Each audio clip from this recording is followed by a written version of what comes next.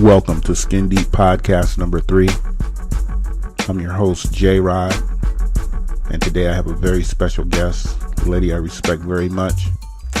Her name is Louise Chernin, President and CEO of the Greater Seattle Business Association, also affectionately known as the GSBA, where she's been President and CEO for 15 years. And Ms. Chernin is no ordinary CEO. The GSBA is no ordinary business association. In fact, it's the largest LGBTQ Chamber of Commerce in the United States. Ms. Chernin has helped grow the GSBA into an organization with over 1,100 active members, with an annual directory publication that is the envy of organizations everywhere, and I mean everywhere, with more than 100 meaningful business events every year, and with a scholarship fund that has awarded well over $2 million, including more than $400,000 in 2016 alone.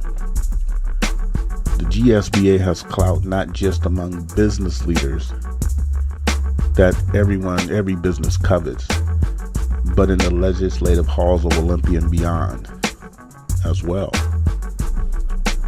So I'm going to go ahead and let y'all listen to this interview, and very informative.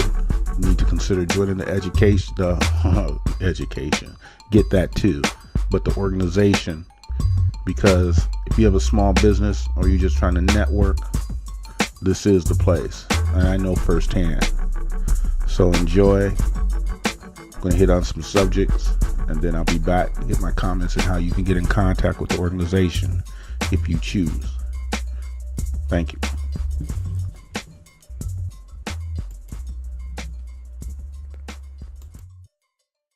Okay, welcome to another episode of the Skin Deep Media Podcast. Today I have a very, very special guest, Louise Chernin of the GSBA, that's the Greater Seattle Business Association.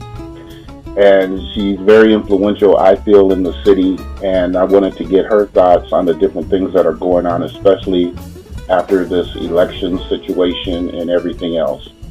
So, good morning, Louise. Good morning, Rodney. It's really wonderful to be on your show. Thank you, and thank you for taking the time to do it. My pleasure.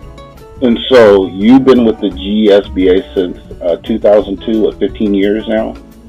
Yes, I've been the executive director and now CEO since 2002, although I was affiliated with them since 92 when I was their account executive when they were managed by an outside agency. So I've had a long relationship with GSBA. Okay. Are you originally from Seattle? I'm originally from New York City, from Brooklyn, New York. Moved here in 71. Oh, you're a Brooklyn girl. Yes. So what brought you all the way out here to Seattle?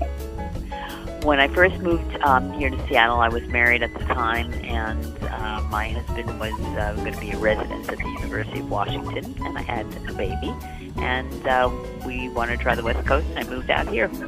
Oh, okay, cool. Well, we're definitely glad to have you. My experiences with you have been fantastic, to say the least. But what I wanted to get off into was I was checking out your 2016 legislative agenda, and a couple of things that I had some questions on was, first of all, was I 1433, which would raise the state's minimum wage, and I know you guys were a strong advocate of that. But what my question was, how did you come up with the $13.50 an hour? Okay, so the amount that it is raised, excuse me, over 4 years to $13.50 was an amount that the campaign came up with, not GSBA. But for us, we thought that it was a very reasonable amount, that people needed to certainly earn more money. But this was at an amount, and over 4 years, that would be able to be managed by businesses, including small businesses. It's interesting you say that, because I know some years back, Barbara Boxer had her staff, and she's in California, so they definitely have a higher cost of living. But she came up with the figure of $25 an hour would be a reasonable minimum wage for a family of 4. is I'm trying to get my head around how a family of four can survive on $13.50 an hour. Oh, I think it will be a challenge. There is no doubt that $13.50, or for that matter, $15, as it will be in Seattle, is still a challenge. But it is very hard to go from $9 an hour, or in the federal level of $7.75, or $9 something an hour in the state of Washington, to suddenly move up for small businesses. Now, for larger businesses, especially most of our technology businesses, they're already paying higher wages. So for GSBA, with the majority of our members being small businesses, we were looking at ways in which businesses could manage it and not go out of business. But I certainly agree to you. In Seattle, which is now probably getting as almost expensive as San Francisco, which also has a $15 now minimum wage like Seattle, these are still low wages compared to what we need to live on.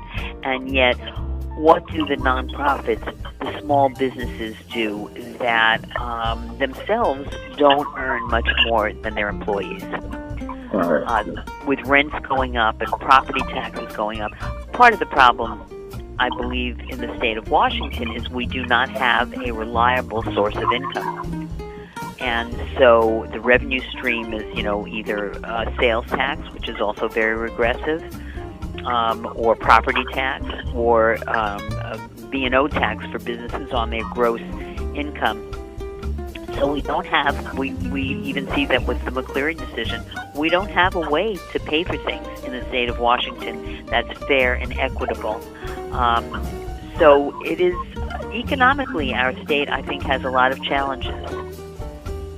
Do you think that leadership is in place to really affect any change? I see that you guys were kind of satisfied with the elected officials that were just put into office in November. As far as locally, I'm not talking about on a national level. Yeah, national is a disaster. Locally, I think what we're pleased about locally is that we have retained people who do care about everybody.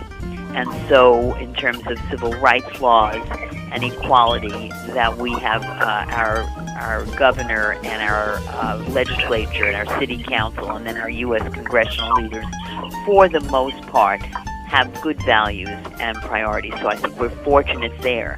Where they have a great challenge is that we don't have an equitable tax system that brings in a reliable source of revenue to pay for all the things that we need in our region. So I think that's very difficult for them. We've had a split legislature for a number of years now. We're still pretty split, almost down the middle.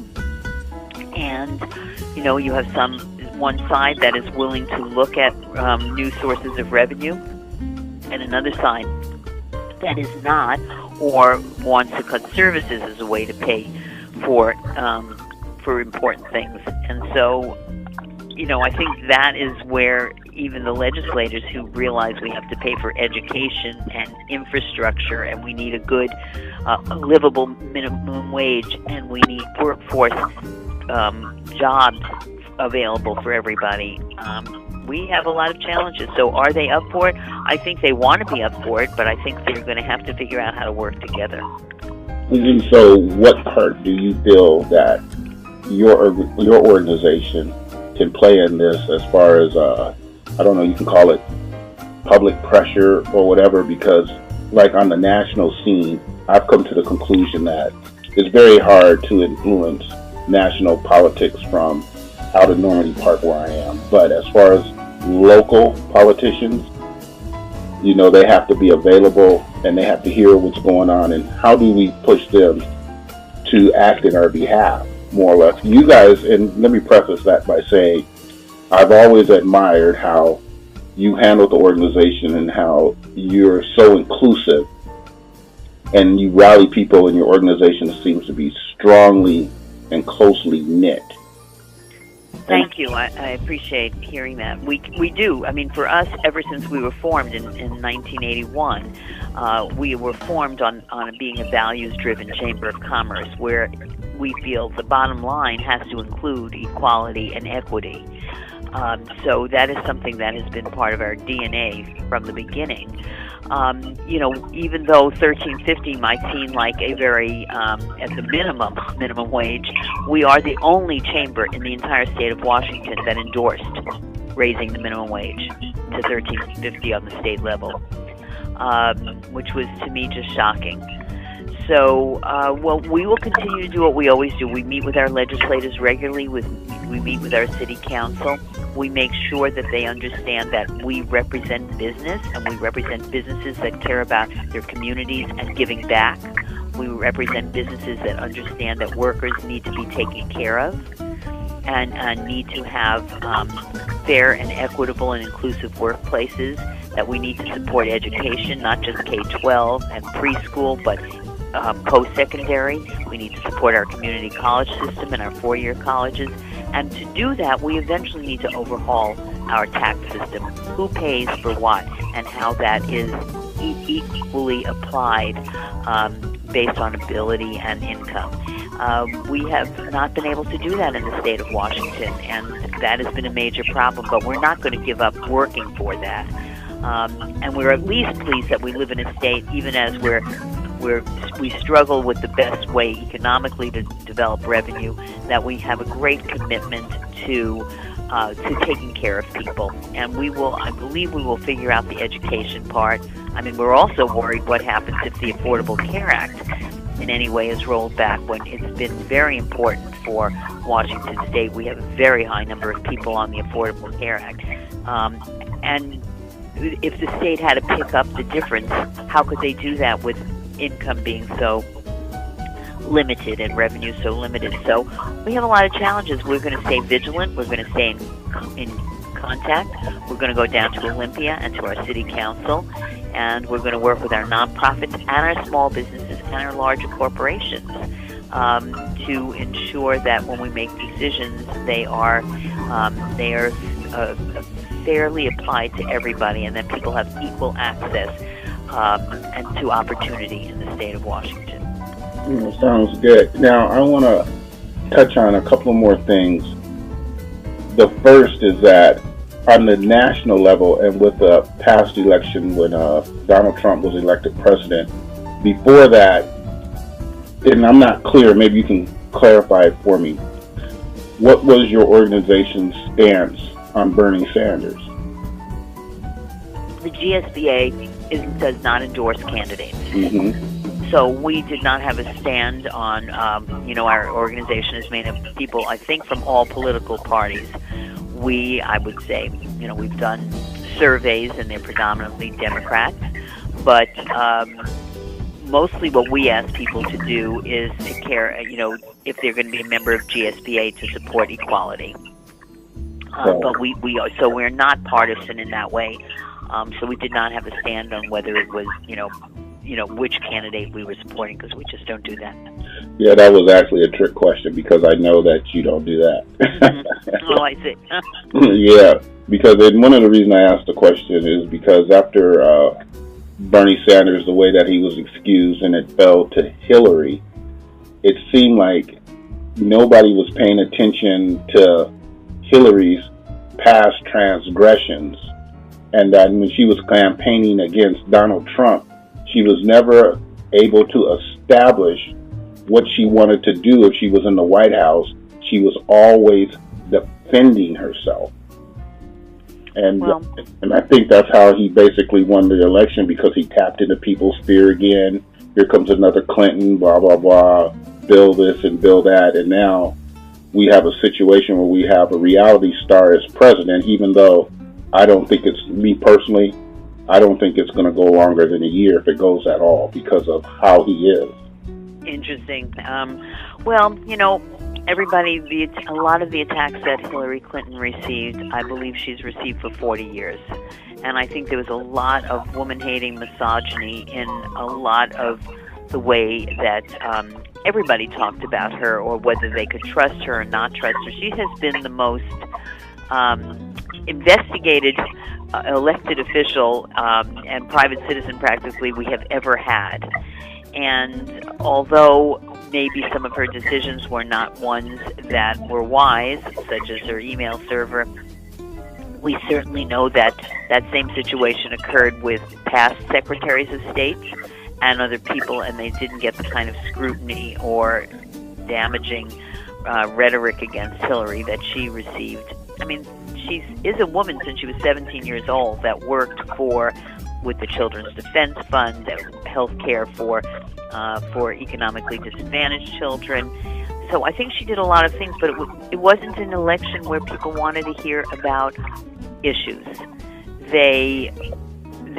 It was easy to be riled up with, lots of angry rhetoric that I believe people, sadly enough, voted against their own self-interest. Exactly, and I believe that too, because of my understanding is that might have been 53 or 63% of white women voted for Donald Trump, and I couldn't even wrap my head around that. No, me neither. He treats women. So what direction do you feel that, in general, the country's headed, but specifically as far as all the rights that you guys have fought for? And only you only had your rights less than black people that had civil rights, more or less. Right. Well, I believe usually, even though I would love to see everything come from the federal government in terms of civil rights so that it applies to all states, we're in a position right now where our federal government is in such question of how our president and those around him are going to behave that I think states' rights are going to be more important than ever. And I believe that in Washington State, once again, we are fortunate that we've had both a governor and a mayor say, for example, that they are, that we're a sanctuary city, that everyone is welcome here, that they welcome refugees, that they are not rolling back anybody's civil rights. So we're very fortunate here in the state of Washington. I worry more about the states where they don't have a governor or legislature committed to ensuring that everybody has equal rights. What the federal election is going to mean to those states, I think, is going to be worse. And then there's a lot of global issues that I'm very concerned about. It's not just about even equality and immigration and all the hate rhetoric we've heard, but somebody who just is unstable or makes decisions without thinking them through, or has advisors around them that are not knowledgeable enough and thoughtful enough that could create world crisis. So it's going to be a very tough time, and I think all of us have to be engaged in our communities more than ever. We cannot wait till 4 years from now. We have to right now be engaged. So are you ready to possibly hit the streets to protest, if need be? Well, yes, protesting is not certainly beyond me. I've spent many of my life out on the streets protesting, but I'm also wanting to make sure that I'm talking to people. I think we do need to hear from the people who voted for Trump of what resonated with them. I mean, we knew about the racism and some of the misogyny, but why is there such fear?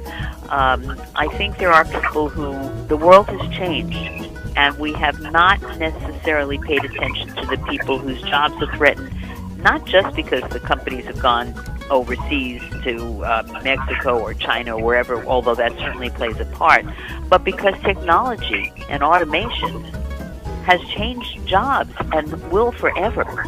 And some of those jobs are never going to come back. So how are we retraining people? How are we listening to their fears that the world has changed so rapidly and they can't keep up with it? Because I think until we can understand that, we're not going to be able to bring us all together to work for the same thing. That's for me, that's the scariest thing. But I think that's what the powers that be want. They don't want us all to come together. Right. And pull back the sheet to see what's really going on. And it's really, really wild from my perspective that you have poison water in Flint. The food supply is poison. The people who Donald Trump is appointing in his cabinet, his political protocol is non-existence, the threat of war, the athletes starting to take a stand. I never experienced, I think, this much since the late 60s with all the assassinations that were going on. Oh, I know. It's a scary time.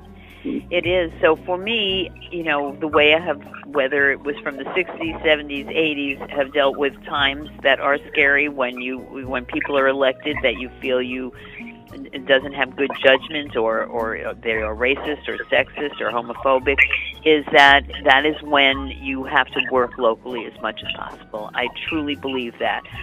From the people you elect to your school board, to your utilities, to your police and fire department, to your state legislatures, because the more people locally that are thoughtful, they will do their best to try to fight changes and try to make up and approve things on a local level.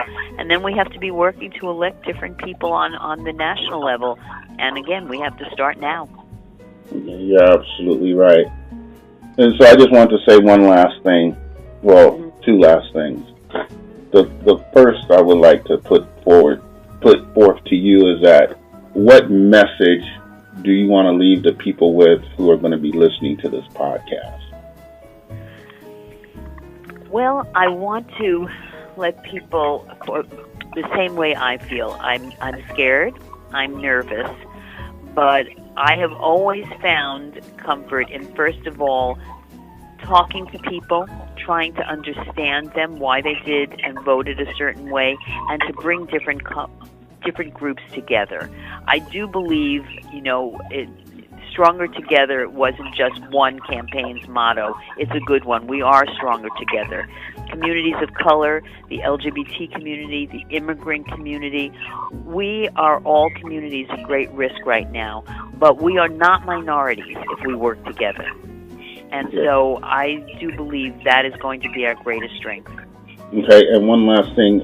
Anybody can join the GSBA, is that correct? Absolutely. We're an LGBT and allied Chamber of Commerce. We welcome everybody, business leaders, elected officials, professionals, individuals, retired people, students, and together we hope to strengthen our small businesses, to promote equality and diversity in business, and of course our scholarship funds so that we can invest, which we need desperately, in the next generation of thoughtful leaders. So we welcome everybody in GSBA. Absolutely. Well, I really appreciate your time to talk to me. And like she said, and I'll leave information for how you can get in contact with the GSBA, become a member and investigate it more. We are active members in the organization, and we find it very, very pleasurable and informative. And so, once again, thank you for your time. I really, really appreciate it. And I hope to talk to you in the very near future. Thank you, Rodney. It was my pleasure, and we love having you as a GSBA member, so thank you. Okay, bye-bye. Bye-bye. First, I'd like to thank Louise Chernin for taking time out of her busy schedule and doing the podcast. We appreciate it. And I want to thank you for taking time out to listen to it. It's important, and spread the word if you possibly can. The GSBA is located at 400 East Pine Street in Seattle. The phone number is 206-363-9188. It's a great organization, especially if you're trying to get your small business more exposure and maybe expand your network. Good people in that organization. Enjoyed the time that I spent in it. Very productive. You can reach us at skindeepmedia@outlook.com or go to the website www.skindeepmedia.com or just go to Facebook. And if you need a reply, we will reply. Thank you. Protect yourself.